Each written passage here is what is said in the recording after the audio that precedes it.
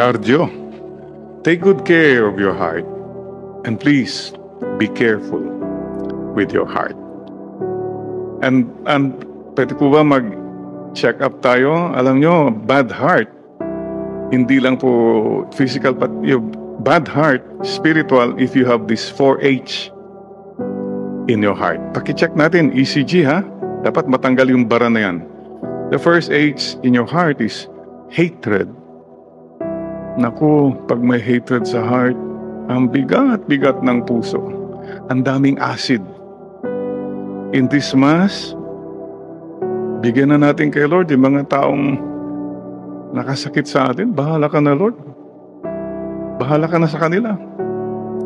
Pag sinabi mong bahala ka na kay Lord, o mong sabihin, sige, bahala ka na, Lord. Kung gustong ma-heart attack siya, o ma-aksidente, o mabangka. Hindi nga, bahala na si Lord. Huwag ka nang magbigay ng suggestion. Okay? Leave that in God's heart. Hatred. Forgive. Number 2, check your heart. Envy. Ang taong mainggitin, walang peace. Palagi siyang kino-compare niya, mas marami, mas maganda, mas pinaburan. No, you will never be happy. Remove that. Lord, remove envy in my heart. No.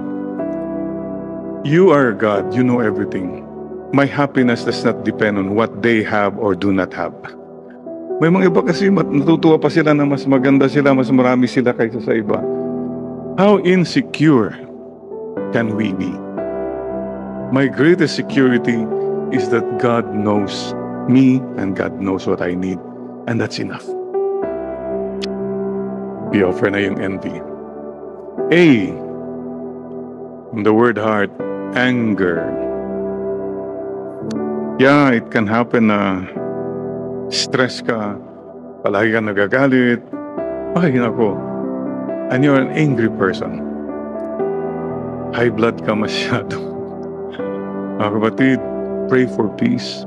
Lord, remove my angry heart. Parang kasing sinasabi ng iba, stress ako, kaya stress ko kayong lahat. Naku, hindi po tama yan. That's so unfair. Uwi ka sa bahay, galit ka sa lahat ng mga tao. Anong kasalanan nila mga bata? Anong kasalanan? Wala. Just ikaw lang kasi. Please, pwede ba? Forget being so, what do you call this, privileged. Palaging feeling mo, ikaw ang may karapatan sa lahat. No. Anger. Holy Spirit. Come, Holy Spirit. Fourth, H-E-A-R. Ito, sa heart din natin. Check your heart.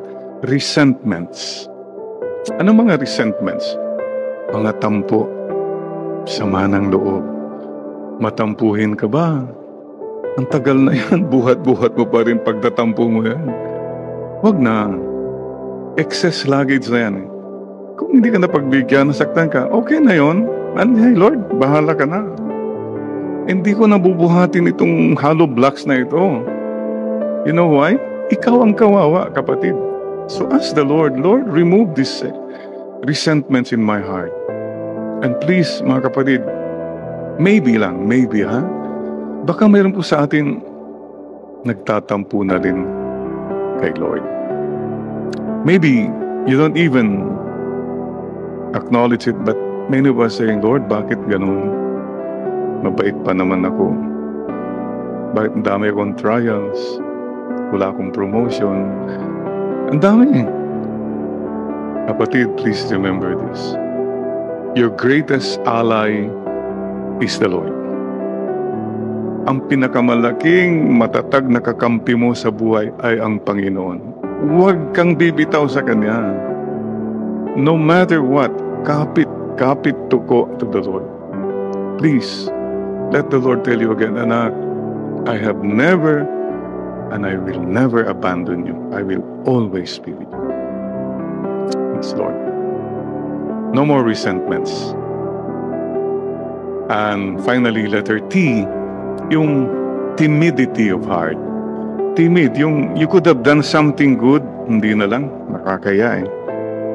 Pwede ka sanang hindi na lang, baka ano pang sabihin ng iba. Yung wala kang courage eh. Make a decision, make a choice, and do it. No matter what people say. Kasi this is what is right. It has to be done. So, bahala na what you say, but it's what's important is what God says.